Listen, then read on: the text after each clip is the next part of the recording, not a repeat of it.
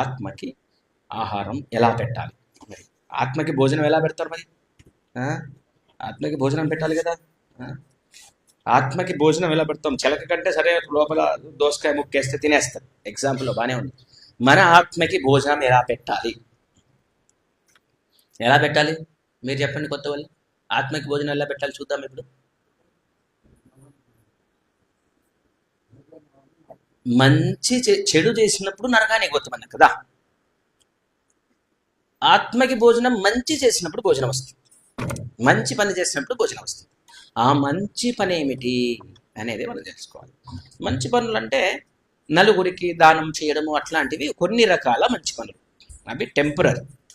The highest మంచి పని ఏమిటి అంటే మరి భగవంతుడి యొక్క నామం చెప్పడం. ఇంతసేపు చేశాంగా కీర్తన. హరే కృష్ణ కృష్ణ కృష్ణ హరే హరే, హరే రామ్ రామ్ రామ్ హరే హరే. ఈ మంత్రం ఏం తీసుకుపోతుంది? ఇది చేయడం వల్ల కడుపు నిండిందో లేదో తెలియదు, కానీ ఆత్మకైతే లాభం ఉంటుంది, మనసు ప్రశాంతంగా ఉంటుంది. ఇప్పుడు మీరు ఒకసారి ఆలోచిస్తే ఈ నరకానికి తీసుకుపోయే 3 ఉన్నాయి చూసారా?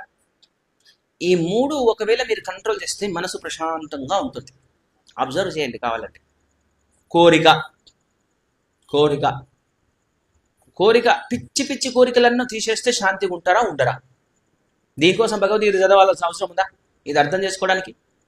కోరికలన్నీ పక్కన చెత్తన పడేసి, అంటే భోజనం తినొద్దని కాదు, ఇక్కడ బతకడానికి తినే అన్నీ చేస్తాం. ఇక్కడ కోరికలు అంటే ఏంటి? నాకు ఆ పెద్ద హోండా సిటీ కారు కావాలి, 444 బిల్డింగ్ కావాలి, రకరకాల పెద్ద పెద్ద కోరికలు, గొంతెమ్మ కోరికలు అని కదా, గొంతెమ్మ కోరికలన్నీ అనవసరమైన కోరికలన్నీ ఉంటాయి కదా. ఆ కోరికలన్నీ మనము పెట్టుకున్నామనుకో మనసు ప్రశాంతంగా ఉంటుందా? కోరికలు ఉంటే ఏం చేయాల్సి వస్తుంది మనం?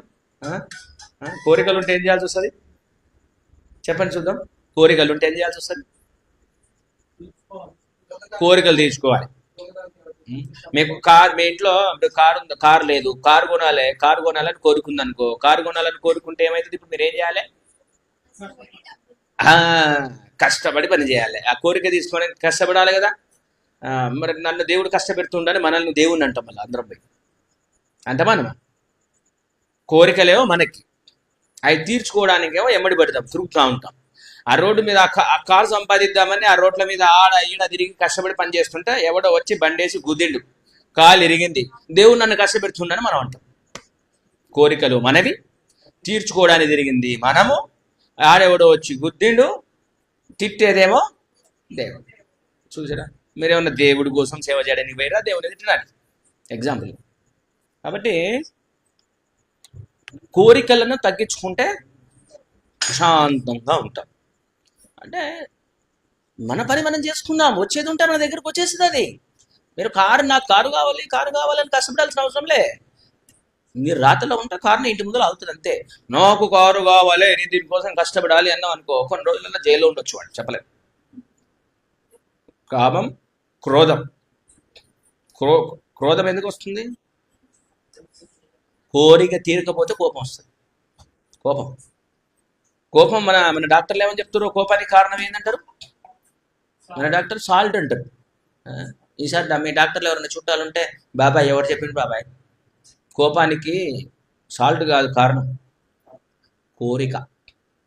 మీరు ఇప్పటి నుంచి చూసుకోండి, ఇప్పటి వరకు మీరు కోపపడ్డ అన్ని వెనక్కి వెళ్ళి మీ చుట్టుపక్కల ఫ్రెండ్స్ అందరూ చూసుకోండి. ప్రతి కోపం వెనక కోరిక ఉందా, ఉప్పు ఉందా? ఉప్పు తిన్నోడి కోపం రాదా? చూపియండి చూద్దాం, ఆయన ఒకసారి గిచ్చుదాం, కోపం వస్తుందో రాదా? కోరిక ఫస్ట్. కోరిక తీరకపోతే ఏమొస్తుంది? మూడవది ఏంటి నరకానికి దారి?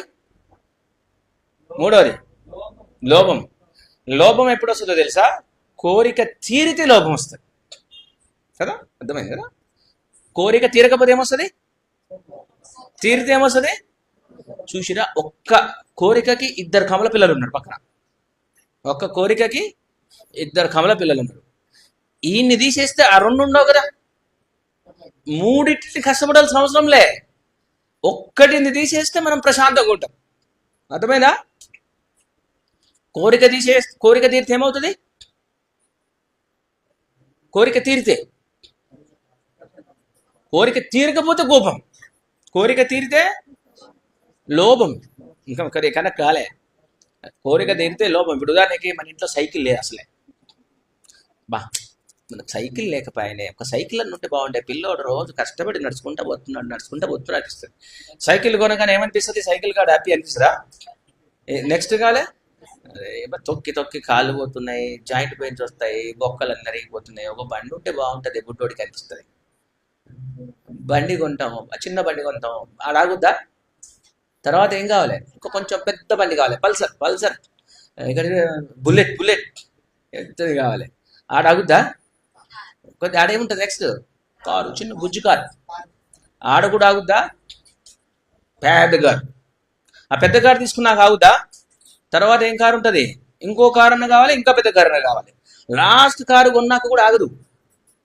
సోమవారం ఒక కారు, ఆదివారం ఒక car,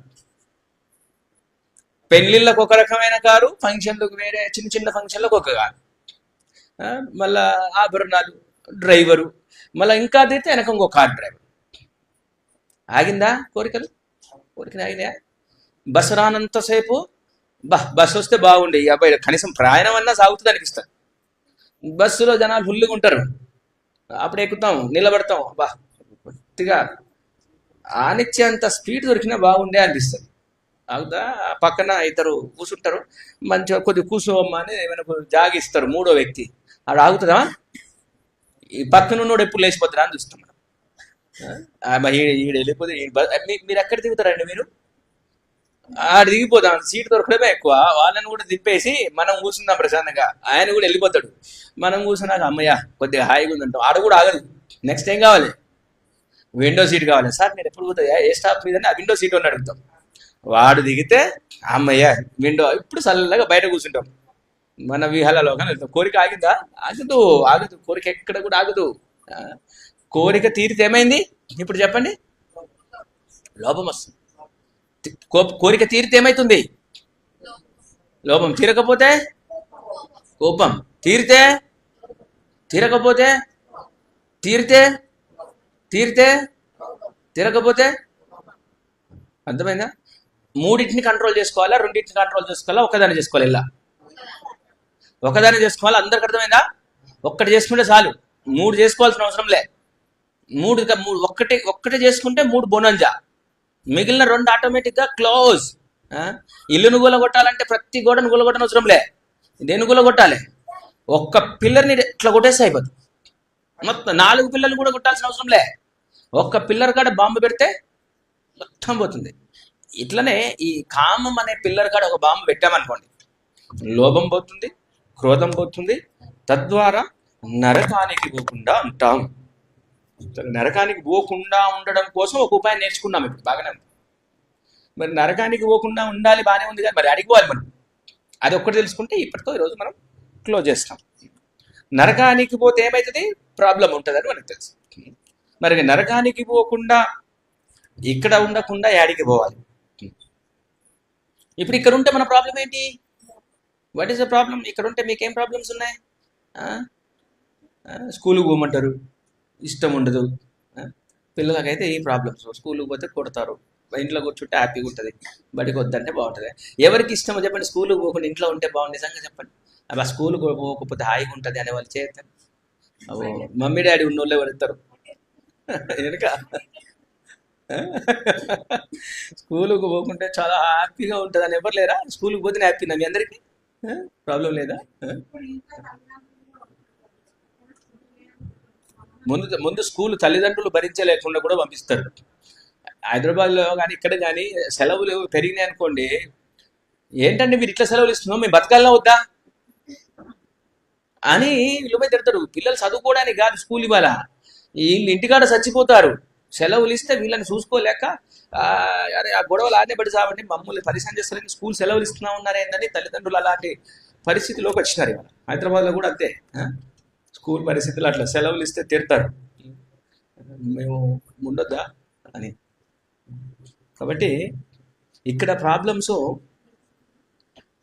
death is the biggest problem. Death ఇందాక అనుకున్నామా? Death is the biggest problem. డెత్ను వదిలేసి మనం దేని గురించి వెతుకుతున్నాం? డబ్బు, పేరు, ప్రతిష్ట, వాడు పోవాలి, వీడు కావాలి, వీడు కావాలి, వాడికి ఇలా కావాలి, ఇంక అలా కావాలి, వాడి ఇలా రకరకాలుగా ఉద్యోగము, అమెరికా వీసా, ఇలా రకరకాల సమస్యలు అనుకుంటున్నాం. కానీ డెత్కు మించిన ప్రాబ్లం ఉందా? లేదు కదా. ఎవరన్నా చెప్తారు? ఎవరన్నా డెత్కు మించిన కష్టం? డెత్ అంటే తెలుసా? చావు. చావు అంటే తెలియదు? తెల్ల ముఖం పెడుతుందా? చావు అంటే తెలియదా నీకు? తెలుసా? చూసావు ఎవరినైనా చనిపోయిన వాళ్ళు? చూసావా? ముత్తాతలు ఎవరో ఒక ఉంటారు కదా, చనిపోయినప్పుడు మాట్లాడతాడా? మాట్లాడు. మళ్ళీ పుడతాడు ఆయన, ఇంకొకడ పుడతాడు, ఏడింట్లోనో ఒకరింట్లో పుడతాడు. మనిషి దాగా పుట్టవచ్చు, మన ఇంట్లోనే కుక్క పిల్ల కూడా కావచ్చు. మన ఇంట్లో కుక్క పిల్ల, మన ఇంట్లో కోడి పిల్ల, మన ఇంట్లో ఆఖరికి పాము పిల్ల కూడా కావచ్చు, ఏదైనా కావచ్చు మన ఇంట్లో. మనిషి కంటే పాము కావడం, కుక్క కావడం కష్టం కదా, కుక్క కోతి కావడం కష్టం కదా. మనిషి, కుక్క, జక్క ఇలా కష్టపడి పుడతా ఉండాలి, చావాలి, పుట్టాలే చావాలి, పుట్టాలే చావాలి. ఊకే ఇప్పుడు సొంత మిల్లు మంచిదా, కిరాయి ఇల్లు మంచిగా? మీ అందరికి సొంత మిల్లులు ఎంతమందికి ఉన్నాయా? 1, 2, 3, 4, 5. మిగిలిన ఎన్ని కిరాయిలు? సొంత మిల్లు. కిరాయి అందరికి సొంత మిల్లు ఉన్నాయి కదా, వెరీ గుడ్. కిరాయిలు బెస్టా, సొంత మిల్లు బెస్టా? ఎందుకు సొంత మిల్లు ఎందుకు బెస్ట్ చెప్పండి? ఫస్ట్ రీజన్, మన ఇల్లు అనుకుంటారు, కానీ ఒక కారణం నచ్చినట్టు ఉండొచ్చు. కిరాయి ఇంట్లో ఉన్న ప్రాబ్లం ఏంటి? మెయిన్ ప్రాబ్లం కిరాయి ఇంట్లో ప్రాబ్లం మెయిన్ చేంజ్. ఎప్పుడు ఓనర్ ఖాళీ చేయమంటుంటుంది.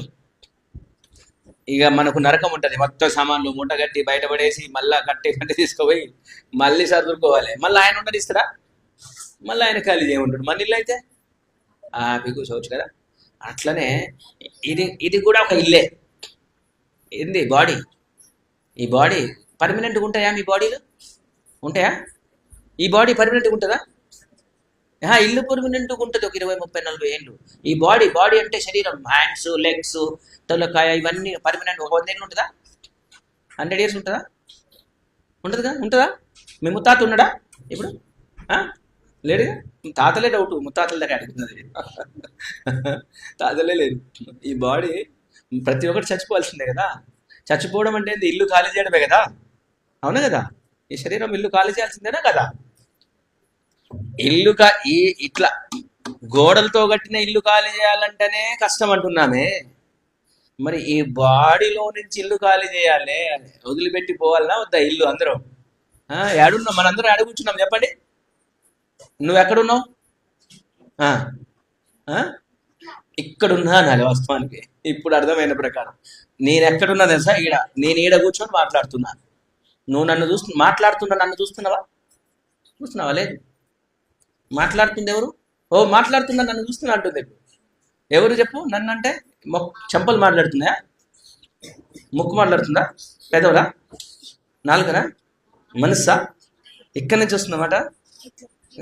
ఇక్కడి నుంచి ఆత్మ. అంటే మాట్లాడుతున్న వ్యక్తిని చూస్తున్నారా మీరు? నేను మాట్లాడుతున్నా, నన్ను చూస్తారా మీరు? వాస్తవానికి మీరు చూస్తలే, నన్ను మాట్లాడే వ్యక్తిని చూస్తలే. మీరు మాట్లాడే వ్యక్తిని చూస్తలేదు. మాట్లాడే వ్యక్తి ఎక్కడున్నాడు? ఇక్కడ ఉన్నాడు. గుండెలో ఉన్నాడు. మాట్లాడేవాడు గుండెలో ఉన్నాడు. చూస్తలే మనం. అంటే ఇది ఇల్లు. ఈ బాడీ ఏంటి? ఇల్లు. మనం ఇక్కడ కిరాయికి ఉన్నాం. అర్థమైంది? మనం ఎక్కడ కిరాయికి ఉన్నాం? ఇక్కడ. ఈ పక్కనే ఇంటి ఓనర్ ఉంటాడు లోపల. మనం ఇక్కడ ఉన్నాం. ఈ పక్కన ఇంటి ఓనర్ ఉంటాడు. మన ఇల్లు కిరాయికి తీసుకున్న ఫ్లాట్ ఓనర్ కింద ఉంటాడు, కిరాయి ఆయన పైన ఉంటాడు. తేడా చేస్తే ఏమా ఖాళీ అంటాడు కింద కూర్చొని. అట్లనే మనం వీడు ఉంటామా? మన పక్కనే ఓనర్ ఉంటాడు. ఓనర్ సార్ ఏమంటాడు? ఇక ఒక 4 రోజుల్లో నువ్వు ఖాళీ చేయాలయ్యా ఇల్లు. ఓకే అంటే, అవునా సార్ 4 రోజుల్లో ఖాళీ చేయాలన్నా? అయిపోయిందా? ఇంకొక 5 ఏళ్ళు ఉండని అంటే, సారీ సార్ ఖాళీ చేయాల్సిందే. ఆ 4 రోజులు రాగానే ఖాళీ చేయాలి. ఖాళీ చేయడం అంటే ఏంటి ఇక్కడ చెప్పండి? ఆత్మ ఇళ్ళ నుంచి వెళ్ళిపోతుంది. ఓనర్లలో కొట్టేస్తాడు. ఈ బాడీ అడిగిపోతుంది. డప్పు కొట్టుకుంటూ తీసుకుపోతాడు. డబ్బు కొట్టుకుంటూ తీసుకుంటాడు. ఇల్లు ఖాళీ చేయగానే డబ్బు కొట్టుకుంటూ తీసుకుపోతాడు కదా. కాబట్టి మళ్ళీ ఇంకొక ఇల్లు కిరాయి తీసుకోవాలి. ఆ ఇల్లు అనేది అన్ని డూప్లెక్స్ హౌస్లే ఉండవు. రేకుల ఇల్లు కూడా తీసుకోవాల్సి వస్తుంది ఒక్కోసారి. గుడిసెలు కూడా కిరాయికి తీసుకోవాల్సి వస్తుంది దొరకకపోతే. కుక్క ఒక రకమైన ఇల్లు, నక్క ఒక రకమైన ఇల్లు, పంది కొంచెం పెద్దగా ఉంటుంది ఇల్లు, ఇంకా ఏనుగు పెద్ద ఇల్లు, ఫుల్ ఇల్లు, టన్ను గ్రాసులు తినచ్చు. ఇట్లా రకరకాల ఇల్లులు ఉంటాయి కిరాయికి. ఇవన్నిట్లలో ఏ ఇల్లు బెటర్, ఏ ఇల్లు బాగుంటుంది? ఏ ఇల్లు బాగుంది? కొంచెం బెటర్ అయింది మనిషి. ఏనుగు ఇల్లు బాగుంటుందా? బాగోదు. కోతి ఇల్లు బాగోదు. కాబట్టి మనిషి ఇల్లు బాగుంటుంది కానీ మళ్ళీ ఖాళీ చేయాలి కదా. మనిషి ఇల్లు బాగుంది కానీ మళ్ళీ ఖాళీ చేయాలి. కాబట్టి ఊకే ఖాళీ చేయకుండా పర్మనెంట్ ఇళ్ళనే ఉంటే బాగుంటుంది కదా. ఇక్కడ బాగుంటుంది కదా. కాబట్టి ఇక్కడ ఉండకుండా పర్మనెంట్గా ఉండే ప్లేస్ ఒకటి ఉంది, వైకుంఠం. వైకుంఠం ఎంతమంది ఉన్నారు? వైకుంఠం పిల్లల పేరు వైకుంఠం అని ఎంతమంది ఉన్నారు? ఇంతవరకు ఏం లేదు కదా ఎవరు? వైకుంఠం అనే పేరు వైకుంఠం. వైకుంఠంలో ఎవరు ఉంటారు? విష్ణు భగవానుడు ఉంటాడు. అక్కడికి వెళ్ళినామనుకో ఇక నీకు పర్మనెంట్ హౌస్ ఉంటుంది, ఖాళీ చేయమని చెప్పడు. వైకుంఠంలోకి వెళ్ళామనుకో అక్కడ ఖాళీ చేసేది ఉంటుంది. మనకు own house, own body, powerful body. అక్కడ ఎలాంటి టెన్షన్స్ ఉండవన్నమాట. మరి వైకుంఠం వెళ్ళాలంటే ఏం చేయాలి? వైకుంఠం వెళ్ళాలంటే ఏం చేయాలి? ఈ నరకానికి పోయే పనులు ఏదైతే ఉన్నాయో అవి పోకుండా ఉండి కాపాడుకుంటూ హరే కృష్ణ మహామంత్రాన్ని జపం చేయాలి. హరే కృష్ణ మహామంత్ర జపాన్ని రోజు చేసి తప్పులు చేయకుండా ఉంటే మనకు ఎక్కడికి పోతాం? మనం వైకుంఠం వెళ్తాం. అక్కడికి వెళ్తే లాభం ఏంటి? అక్కడికి వెళ్తే లాభం ఏంటి? Permanent place, permanent house, no vacation. ఖాళీ చేయమని నోటీస్ ఉండదు. ఇక్కడ మీకు ఇప్పుడు ఆకలి అయితే ఎన్ని సమోసాలు తింటావు? 10 తింటావా? ఎన్ని సమోసాలు తింటావు? 2-3 తింటావా? ఆడ 100 తిన్నా నీకేం కాదు.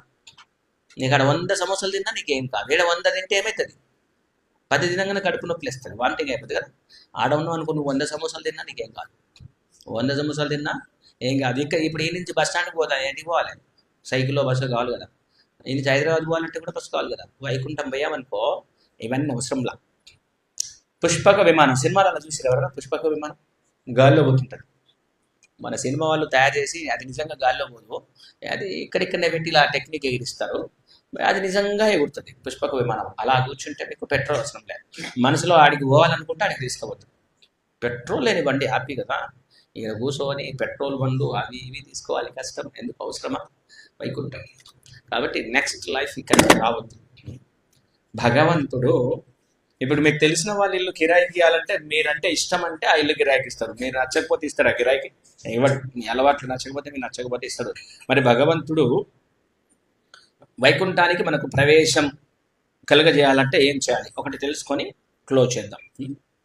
మనకి ఏముండాలి? కృష్ణుడు వైకుంఠంలో విష్ణువు మన పట్ల సంతోషంగా ఉండాలి, మనకు అక్కడ నివాసం ఇవ్వాలి అని అంటే మనకు ఎలాంటి లక్షణాలు ఉండాలి? ఇప్పుడు ఎలా ఉండకూడదో తెలుసుకున్నాం కదా. ఇలా ఉండకూడదో తెలుసుకున్నాం, ఎలా ఉండకూడదో తెలుసుకున్నాం, ఏది ఇంపార్టెంటో తెలుసుకున్నాం. ఏది ఇంపార్టెంట్ అని తెలుసుకున్నాం. ఇప్పుడు చూద్దాం ఏది ఇంపార్టెంట్ అని తెలుసుకున్నాం ఇప్పటి వరకు. ఆత్మ. ఎలా ఉండకూడదో తెలుసుకున్నాం. కామ క్రోధ లోభ 3. కృష్ణుడు మరి ఎలా ఉండాలో తెలుసుకున్నాం. ఇది స్వామి చెప్తున్నారు. చెప్పండి, ఇది ఎవరు చెప్తున్నారు తెలుసా? విష్ణువు చెప్తున్నాడు. విష్ణు అంటే వైకుంఠములో ఉండే విష్ణు భగవానుడు స్వయంగా తన నోటి ద్వారా వారు చెప్పిన విషయం. ఆయనకి ఎలా ఇష్టమో మనం ఎలా ఉండాలో చెబుతున్నాడు. మొట్టమొదటిది దయయా. దయయా సర్వభూతేషు. దయ అంటే తెలుసా? దయ తెలుగు. దయ దయ అంటే దయ అంటే దయనే. ఇంగ్లీష్లో ఏంటి? Kindness, mercy. దయ అంటే జాలి చూపించడం. ఒక వ్యక్తి కష్టపడుతున్నాడు, ఒక వ్యక్తి ఆకలితో ఉన్నాడు, వాళ్ళకి భోజనం పెట్టాలి. ఏదో ఒక వ్యక్తి ఇబ్బంది పడుతున్నప్పుడు అయ్యో అయ్యో పాపం అనుకోని తన బాధని నేను అర్థం చేసుకొని ప్రయత్నించాడు. కానీ జనాలు ఎలా ఉంటారు? ఎక్కువ మంది గుంతల పడి బాధపడుతుంటే ఆడంగి ఎవడు పోమన్నాడు రా నిన్ను అంటాడు. ముందు పడ్డది చూడడు, ముందు ఫస్ట్ లేపు, సహాయం చెయ్యి, తర్వాత ఎందుకు పోయినవు అడుగు. ముందే నువ్వు ఎందుకు పడ్డావు వల్ల ఆడంగి ఎవడు పోమన్నాడు ఇవన్నీ కాదు. ఫస్ట్ దయ ఉండాలి. మరి ఓన్లీ దయ ఒక మనుషుల మీదనే అని చెప్తున్నాడే కదా. సర్వభూతేషు, సర్వభూతేషు, సర్వ అంటే అందరూ వస్తుందా కొందరు వస్తుందా? అందరి మీద దయ ఉండాలి. అందరంటే భూత అంటే జీవుడు అని అర్థం. దయయా సర్వ మానేషు అనలే, మానవేషు అనలే, మానవుల మీద అనలే. ఇక్కడ భూతాలంటే ఏమని వస్తుంది? ఇక్కడ కుక్క, నక్క, పిల్లి, పేర్లు, దోమలు, నక్కలు అన్నీ వస్తాయి. అన్నిటి పట్ల కూడా దయ ఉండాలి. కొంతమందికి చేతులు కుక్క కనబడగానే అది కరిసే కుక్క కాకపోతే కొట్టబుద్ధి అవుతుంది, కరిసే కుక్క అయితే పారిపోతాం. మనల్ని చూసి భయపడితే కొట్టబుద్ధి అవుతుంది కదా. కానీ అలా ఉండకూడదు. కొంతమంది చేతుల్లో చెట్టు చూస్తే పీక బుద్ధి అవుతుంది, మొత్తం పీక్ పడేసుకుంటారు చెట్టు. దాంట్లో కూడా ప్రాణం ఉంది. చెట్టు పట్ల కూడా జాలి ఉండాలి. దయయా సర్వభూతేషు. ఇలా ఉంటే ఇక్కడ ఈ శ్లోకం ఏం చెప్తుందో తెలుసా? మీరు ఎలా ఉంటే కృష్ణుడు హ్యాపీగా ఉంటాడు. ఇప్పుడు మీ ఇంట్లో మీ డాడీని కాకబట్టాలంటే కొన్ని మీ డాడీకి ఇష్టమైనవి కొన్ని ఉంటాయి. ఇలా ఉంటే డాడీ అలా ఇప్పిస్తాడని మీకు అన్ని తెలుస్తాయి. టెక్నిక్ కదా తెలుసుకుంటే నాకు ఇది కావాలి, ఒక డాడీ అలా బాగా పట్టాలి అని 4-5 రకాలుగా మంచిగా ఉండే ప్రయత్నం చేస్తాం. బుద్ధి కూర్చుంటాం, అన్నీ చేస్తాం, కాకా పడతాం. అప్పుడు పోయి డాడీ నాకు ఒక రిమోట్ కంట్రోల్ కావాలి కాదు డాడీ అంటే, ఓకేనన్నా రేపు ఇప్పించేస్తాను. ఓకే అంటాడు. ఎందుకు? ఆల్రెడీ నువ్వు ప్లాన్ స్కెచ్ చేసుకొని బుద్ధి కూర్చున్నావు. మీ డాడీ హ్యాపీగా ఫీల్ అయింది కాబట్టి మీకు కావాల్సింది ఇప్పించింది. అట్లానే కృష్ణ భగవానుడు హ్యాపీగా ఉన్నాడు అని అంటే మనకి పర్మనెంట్ హౌస్ ఇస్తాడు. ఇల్లు ఖాళీ చేయాల్సిన అవసరం లేకుండా ఆయన నివాసంలో ఒక ఇల్లు ఇచ్చేస్తాడు. ఇక ఈడ తన్నిండు, మొగుడు కొట్టిండు, బెల్లం తన్నింది, అత్త కట్టింది, ఈ రోగం వచ్చింది, ఆ రోగం వచ్చింది, ఈ ప్రాబ్లం వచ్చింది, ఆ ప్రాబ్లం వచ్చింది, ఈ టెన్షన్లు ఏమీ లేవు. హెల్త్ ప్రాబ్లమ్స్, ముసలితనం రోగాలు. ఇక్కడ ముసలితనం అయిందనుకో నెత్తిన రంగేసుకొని నేను ఎంగా అనుకుంటాను, కానీ ఒంట్లో ముసలితనం అంతే ఉంది. అడిగి పోలే, రంగేసిన దాని మాత్రం ముసలితనం పోదు. స్వామి దగ్గర కూర్చుంటే ముసలితనం ఎప్పటికీ రాదు. పర్మనెంట్గా యవనంగా ఉంటాం. ఈ జన్మ వదిలిన తర్వాత మరొక జన్మ తీసుకోవద్దు. ఇక్కడ స్వామి దగ్గరికి వెళ్ళాలి. స్వామి సంతుష్టులు కావాలంటే మొట్టమొదటిది దయా, రెండవది సంతుష్టి. సంతుష్టి అంటే సంతృప్తి, సంతృప్తిగా ఉండాలి. సంతృప్తి అంటే తెలుసా? సాటిస్ఫాక్షన్. ఇప్పుడు నాకు సైకిల్ ఉంది, సరే ఏదో ఒక సైకిల్ ఉంది చాలు, పోతున్నా. సైకిల్ ఉంది. ఇప్పుడు బండి మీద ఆశ పెట్టుకుంటే ఏమైతుంది? ఇందాక అనుకున్నాం కదా, బండి మీద ఆశ పెట్టుకుంటే ఏమైతే చెప్పండి చూద్దాం. బండి దొరకకపోతే కోపం వస్తుంది, బండి దొరికితే లోపం వస్తుంది కదా. కాబట్టి సంతృప్తి చేసిన, ఇప్పుడు ఇందాక కామ, క్రోధ, లోపం ఉంది కదా. ఈ కామాన్ని ఎలా జయించవచ్చు? కోరికని సంతృప్తి ద్వారా జయించవచ్చు. సంతృప్తి. అవునా కదా? అవునా కదా? ఇప్పుడు మీకు సైకిల్ ఉందనుకోండి, అమ్మయ్య నాకు చాలు సైకిల్ ఏదో ఒకటి ఉంది, నడిచిపోతున్న వాళ్ళకంటే నేను బెటర్ అనుకున్నామంటే సంతృప్తే కాదా? అప్పుడు కామం వస్తుంది, అందులో కోరిక రాదు. కాబట్టి సంతృప్తి. కృష్ణుడు 2 చెప్పాడు ఇప్పుడు. ఒకటేంటి? దయ, 2 సంతృప్తి. నెక్స్ట్ విషయభోగము నుండి ఇంద్రియ నియంత్రణ. ఇంద్రియ నియంత్రణ. 4 పావు గంట సంతోషపడడం కోసం మెడలు తెగిపడుతున్నాయి. అవునా కదా? ఎన్ని మెడలు తెగిపడుతున్నాయి? అవి ఒక ప్రాణం కదా. ఇప్పుడు పెద్ద పెద్ద రాక్షసులు వచ్చి మన పిల్లల్ని తీసుకుపోయి తింటే మనకి ఎట్లుంటుంది? మన ఇంట్లో బుజ్జి పిల్లలు, మనకేమో పిల్లలు, రాక్షసులకి కోడి పిల్లలు. అవునా కదా? మన ఇంట్లో గిత్త పిల్లలు, పిల్లకాయలు వాళ్ళ రాక్షసులకి ఎంత కనిపిస్తారు? కోడి పిల్లల్లాగా ఉంటున్నారు. మీరెందుకు? పెద్దోళ్ళే కోడి పిల్లలాగా ఉంటారు. తీసుకొని తింటుంటే మనకెంత బాధ ఉంటుంది? రాక్షసుడికి మహానందం, నాలుకలో మీద రక్తం జ్యూస్ ఊరుతుంటుంది వాడికి కదా. ఎంత ఘోరం కదా, మనకెంత బాధ. కాబట్టి ఎగ్జాంపుల్ చెప్తున్నాను. విషయ భోగ, ఇంద్రియ భోగం, ఎంజాయ్మెంట్ కోసం తప్పులు చేయదు. తీసుకోవాలి. భగవంతుడు శాకాహారం చక్కగా ఇచ్చాడు. ఒక మనిషిని ఇతర జీవులని ఇబ్బంది పెట్టడము అలాంటివి మన నాలుక కోసం ఒక కుటుంబాన్ని, కోడికి కుటుంబం ఉంది, మేకకి కుటుంబం ఉంది. మీరు చూసారా యూట్యూబ్లో కానీ రీల్స్లో వీడియో చూసారా ఎప్పుడైనా? అది ఒక మేకని చంపినాక మేక పిల్ల ఏడవడం, బాధపడడం, మే అని అమ్మ చుట్టూ, అమ్మ మెడ కూడా మేక తలకాయ ఉంటుంది, మూడమంతా పోయింది. ఆ మెడ మీద, ఆ మెడ దగ్గరనే మమ్మీ డాడీ అని ఓన్లీ తలిపోయిన ఆ మేక తల చుట్టూ తిరిగి చిన్న గోటు అట్లా చూడడం చూసారా? అది బాధపడుతుంది కదా, మమ్మీ మమ్మీ అనుకొని మా మమ్మీ అని. ఎంత బాధ అవుతుంది. మనకి పావుగంట సుఖం, దానికి జీవితాంతం దుఃఖం. కాబట్టి విషయ భోగం మన ఇంద్రియ సుఖాల కోసం. ఇందాక దయయా సర్వభూతేషు, మనం ఇతర జీవులను తిన్నప్పుడు దయ ఉన్నట్ట? మొదటి పాయింటే పోయింది, ఇక్కడ 2 పాయింట్లు లాస్ అయింది. ఇతర జీవుల పట్ల 3 ఇంద్రియ భోగ నియంత్రణ. ఈ 3 మనం అలవరుచుకుంటే కృష్ణుడు సంతుష్టుడు అవుతాడు మన పట్ల. ఏంటా 3? 1 కృష్ణుడు సంతృప్తి ఎప్పుడు పడతాడు? 3 పాయింట్స్ ఏంటివి? దయ, ఇంకోటి సంతృప్తి, 3 ఇంద్రియ భోగ నియంత్రణ. అంత విధంగా నాలుకని సంతృప్తి పరచడం కోసం రకరకాలుగా. హైదరాబాద్లో ఉన్న లేదా సరే ఇక్కడ కూడా అంతే అనుకుంటా. సాయంత్రం అయితే రెస్టారెంట్కి వెళ్ళి కూర్చుంటాడు. ఆ రెస్టారెంట్లో వాడు ఏం పెడతాడో తెలియదు, అందులో ఏం వేస్తాడో తెలియదు, ఏం పోస్తాడో తెలియదు కదా. మొత్తం మన ఆరోగ్యం ఖరాబ్ అవుతుంది.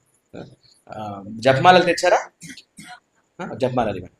సో హరే కృష్ణ మహామంత్ర జపం మనం చేసినట్లయితే మనం ఇప్పటి వరకు తెలిసి తెలియక చేసిన తప్పులు ఏదైతే ఉంటాయో ఆ తప్పులన్నీ కూడా కృష్ణుడు క్షమించేస్తాడు. తప్పులు.